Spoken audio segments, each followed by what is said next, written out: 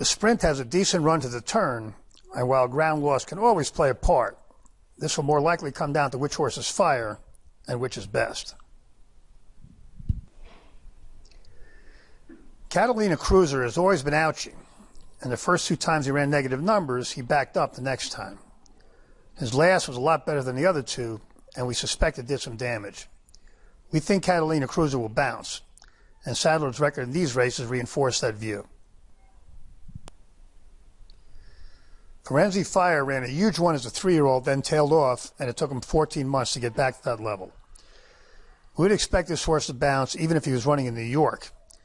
And we also note this colt ran the worst race of his life when he came out here 2 years ago.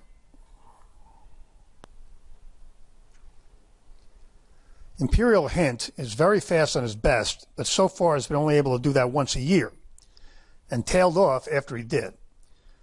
The last 2 years, the big one came at Saratoga, and this year it was followed by one a couple of points worse.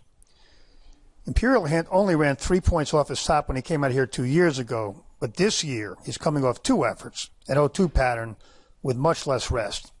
Shipping in late, we expect a significant regression.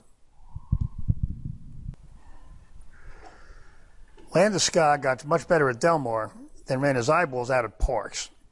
That was a big jump and probably will cause a bounce, but a repeat would probably get him into the exotics, and O'Neill's horses are running well, so he's not a complete toss.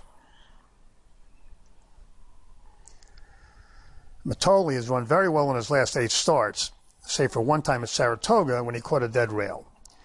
He's had a lot of time since his last and spent most of it getting acclimated in California. He's extremely likely to run his race, and that makes him a very strong contender.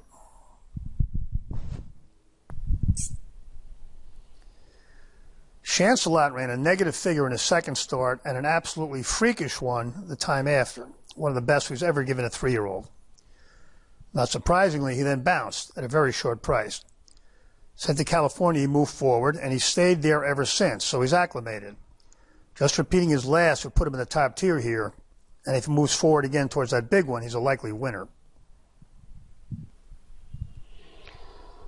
Whitmore could get into the exotics on one of his good ones, but doesn't seem to be the same horse this year, and his last trip west produced his worst effort in 3 years.